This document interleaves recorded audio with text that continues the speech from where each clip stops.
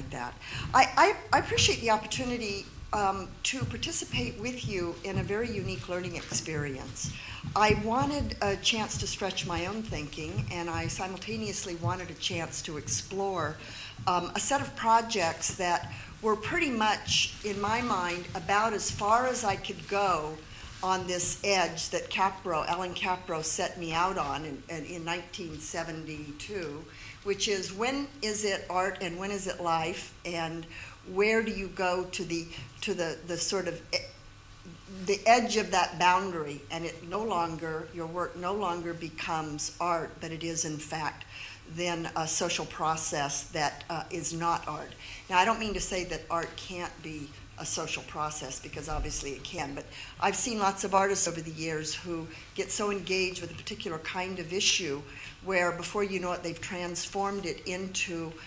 some form of organization or bureaucracy, or they've become a member of the bureaucracy. And in fact, in Oakland, I could have easily run for office. I was invited to continue working on police training, and I certainly could have had a job in education, running the art program for the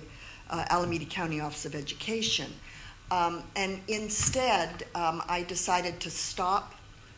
and reflect for the next period of time on what it was precisely that the Oakland projects were. So indeed, because this work is dialogic, when Anne